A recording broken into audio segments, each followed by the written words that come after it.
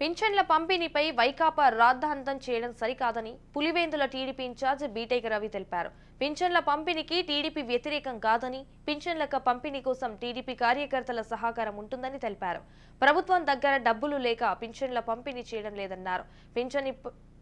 Pension ఇవ్వడానికి సరిపడా డబ్బులు ఉంటే సచివాలయం సిబ్బంది ద్వారా సకాలంలో పంపిణీ చేయవచ్చన్నారు. వాలంటీర్ ద్వారా పంపిణీ చేయకూడదని మాత్రమే టీడీపీ ఫిర్యాదు చేసిందని స్పష్టం చేశారు. అందరినీ మిమ్మల్ని ఇక్కడికి రమ్మడం కూడా ఏంటంటే ఎంఆర్పిఎస్ వచ్చేసి జాతీయ అధ్యక్షులు అయినటువంటి మందకృష్ణ మాదయ్య గారు అంతకుముందు ఏదైతే ఆంధ్రప్రదేశ్ రాష్ట్రంలో ఒక కూటమి ఏర్పడిందో అంటే తెలుగుదేశం పార్టీ, జనసేన, బీజేపీ పార్టీకి సంపూర్ణంగా మేము కూడా ఎంఆర్పిఎస్ తరఫున ఎంఆర్పిఎస్ అధ్యక్షుడిగా నేను సంపూర్ణంగా ఈ కూటమి అభ్యర్థులకు మేము మద్దతు ఇస్తున్నాం.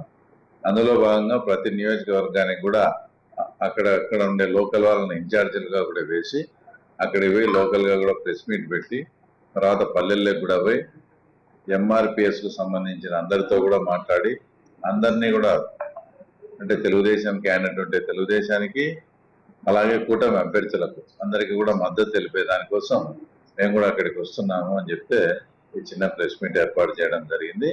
తర్వాత దాని వివరాలన్నీ కూడా వీళ్ళు తర్వాత వెల్లడిస్తారు. ముఖ్యంగా నేను ఈరోజు ఒక విషయం సూటిగా చెప్పదలుచుకున్నా. ఈరోజు ఏప్రిల్ 1వ తేదీ వచ్చింది.